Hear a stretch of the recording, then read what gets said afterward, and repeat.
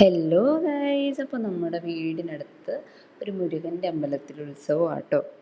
അപ്പോൾ ഘോഷയാത്ര കാണാൻ വേണ്ടി പോയതായിരുന്നു. ഞങ്ങൾ മെയിൻ റോട്ടിൽ കയറി നിന്നാൽ നമുക്കത് കാണാൻ പറ്റും. അപ്പോൾ വീട്ടിൽ നിന്ന് ഇച്ചിരി നടന്നു പോയാൽ മതി. അപ്പോൾ നല്ല രസമില്ലേ ഇത് കാണാൻ. അപ്പോൾ ഞാനും അമ്മയും ചിറ്റയുടെ പിള്ളേരും ഞങ്ങളുടെ നെയ്ബേഴ്സും എല്ലാവരും ഉണ്ടായിരുന്നു കേട്ടോ. 5 മണിക്കായിരുന്നു ഘോഷയാത്ര എന്ന് പറഞ്ഞത്, പക്ഷെ വന്നപ്പോൾ 6:30 കഴിഞ്ഞു.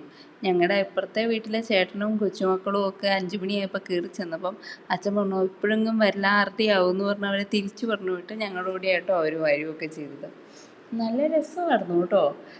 ടാബ്ലോ ഒന്നും ഇല്ലായിരുന്നു. കാവടി, മുരുകൻ്റെ അമ്പലമായത് കാരണം കാവടികളായിരുന്നു കൂടുതലുണ്ടായിരുന്നത്.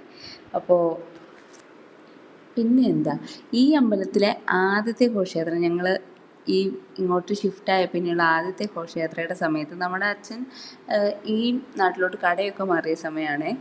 അപ്പോൾ എന്നാ പറ്റിയെന്നാണ്, ഞാൻ ജോലി കഴിഞ്ഞ് വരുന്ന സമയം. അപ്പോൾ ഇപ്പോൾ തന്നെ ഘോഷയാത്ര വരുമെന്ന് പറഞ്ഞാൽ ഞാനും അവിടെ നിന്നേ. അപ്പോൾ ആ സമയത്ത് 4 വർഷമായി, 4 വർഷം മുന്നേ. അപ്പം ആനയുണ്ടായിരുന്നു കേട്ടോ. ഈ ആന നമ്മുടെ കടയുടെ അവിടെ വന്ന് അങ്ങ് നിന്നു, തിടമ്പേറ്റി ആന. അപ്പോൾ എന്നാന്ന് ആർക്കും മനസ്സിലായില്ല. എന്നാ കാര്യം എന്ന് പറഞ്ഞാൽ ഇതിൻ്റെ നമ്മുടെ കടയുടെ പഴയ ഓണറുണ്ടല്ലോ, ഈ ആനയ്ക്ക് പഴവും ശർക്കരയൊക്കെ കൊടുക്കുമായിരുന്നു.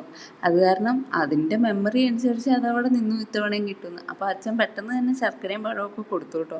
പിറ്റത്തെ വർഷവും കൊടുത്തു. അതിൽ പിന്നെ ആനയില്ല. ഈ രഥത്തിനകത്ത് ഭഗവാന്റെ പടം വെച്ച് മാത്രമേ കൊണ്ടുവരുന്നുള്ളൂ. പിന്നെ എന്തെങ്കിലും എന്താണെന്നറിയത്തില്ല കാരണം. അപ്പോൾ അതൊരു നല്ല മെമ്മറി ആയിരുന്നു.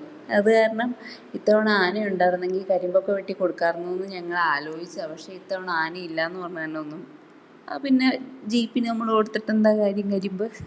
അത് കാരണം കാവടിയൊക്കെ കണ്ടു, ഭഗവാനെ തൊഴുതു.